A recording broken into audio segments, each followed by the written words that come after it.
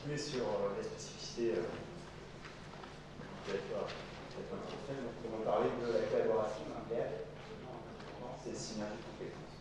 Dans un premier temps, il est intéressant de rappeler la stratégie d'anesthésie qui a été instaurée, surtout développée et qui a été formalisée en 2017 en distinguant le protocole de la stratégie. Rapidement, donc, le protocole, c'est une prescription médicale stricte avec un produit, une dose, une modalité d'administration. Et la stratégie permettait, vous reconnaissez surtout, l'adaptation de la prescription afin de maintenir les objectifs définis par le médecin anesthésiste. Voilà, donc, ce qui renforce l'infirmier anesthésiste dans son rôle de suivi et de gestion de la période péropératoire. C'est donc la recommandation de la SPA. La stratégie d'anesthésie.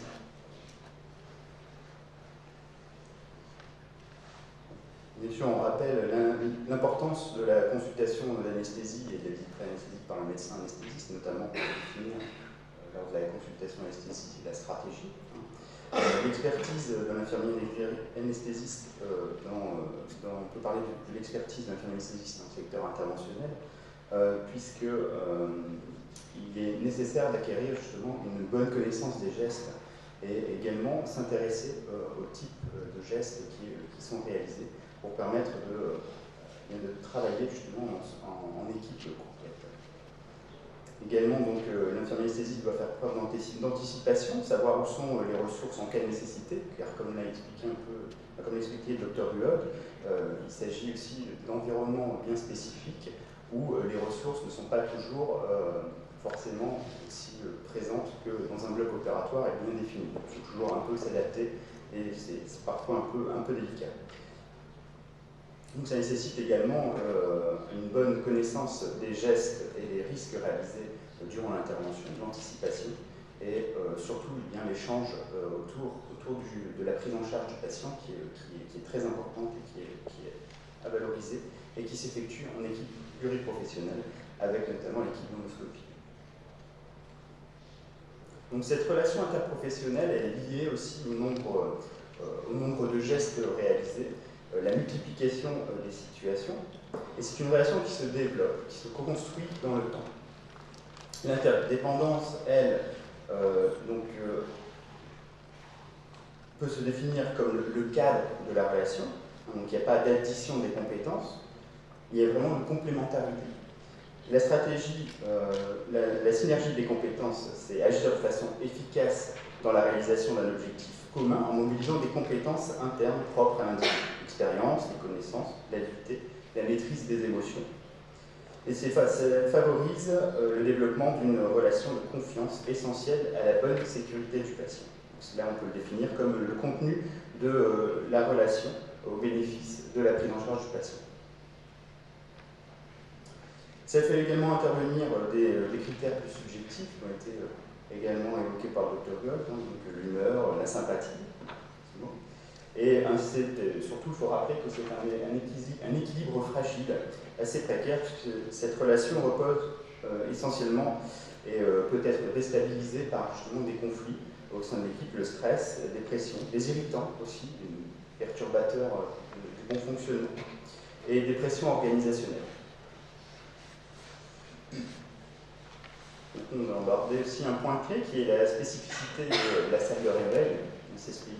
Donc, comme l'a évoqué toujours le Dr Huog, il s'agit d'une salle de réveil polyvalente qui accueille aussi bien des patients de pédiatrie, des patients de pédiatrie avec le laser CO2, mais également des patients en psychiatrie, de la chirurgie et des patients en chirurgie ambulatoire, et également des patients en endoscopie. Tous ces patients se croisent un peu dans cette salle de réveil, et d'autant plus qu'il y a un turnover très important, avec une durée moyenne de surveillance par poste qui est estimée à moins de 20 minutes. Donc cela a entraîné une nécessité d'adaptation, notamment concernant la sortie de salle de réveil.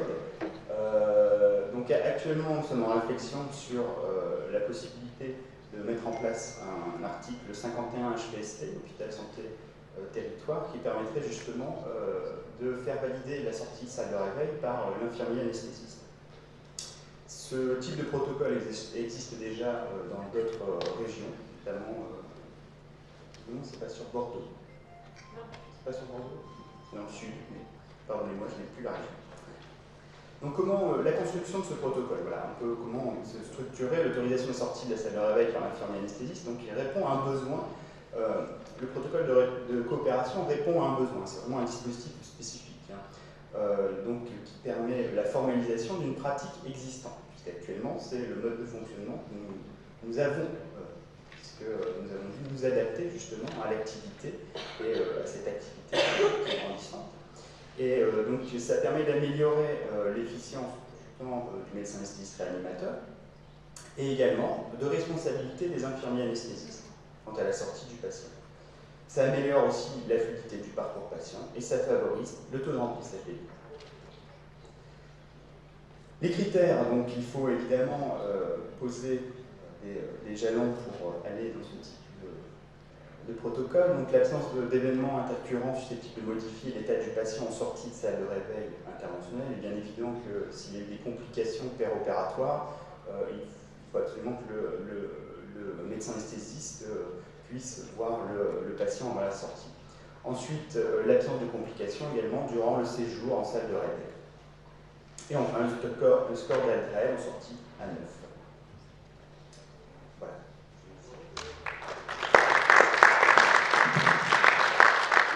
Merci beaucoup pour cette intervention. Vous ne voulez pas qu'on vous pose de questions, peut-être c'est bien avec Nadine. Vous avez des questions pour Nadine et Nicolas? Ça me paraît clair. Juste moi je voulais juste vous poser, c'est très bien ce que vous avez fait pour la sortie de la salle des centres d'ambulatoire par les IAD. C'était une vraie plus-value. Et ça s'inscrit tout à fait dans le document là, qui a été soumis à l'HAS la semaine dernière. Concernant les ententes préalables qui seront faites probablement à la sortie du blog, et comme ça on pourra un peu fluidifier ces parcours et recentrer le personnel sur ses fonctions. Et bien là justement c'est de pouvoir à la fois rendre service aux patients et pouvoir fluidifier le parcours patient, mais également aussi de responsabiliser les professionnels autour du patient. Et ce protocole de coopération permet justement de ressouder l'équipe autour du patient et vraiment travailler dans une démarche en avant vers la sortie du patient. J'avais une question aussi sur le plan organisationnel. Quand vous avez des soucis d'anesthésie, d'abord la salle de réveil, est-ce qu'elle dépend de l'ensemble des salles de réveil des plateaux techniques ou est-ce qu'elle est isolée et gérée par les en général c'est la question qui pique ça, par les structures de radiologie? Comment vous êtes organisé sur l'île? On en a une sur le plateau bloc, salle interventionnelle nécessaire. Et en radio, il y a une salle de réveil, pour laquelle on s'est battu d'ailleurs, qui dépend de nous. Et en fait, on s'était battu parce que pendant un moment, on transportait les personnes dans la salle de réveil, on passait du rez-de-chaussée, du sous-sol au rez-de-chaussée, et avec tous les risques. Alors là, il y avait l'ascenseur, parmi les différents risques de prise en charge du patient, on avait rajouté l'ascenseur. C'était le patient qui était ambulatoire, enfin à l'intérieur.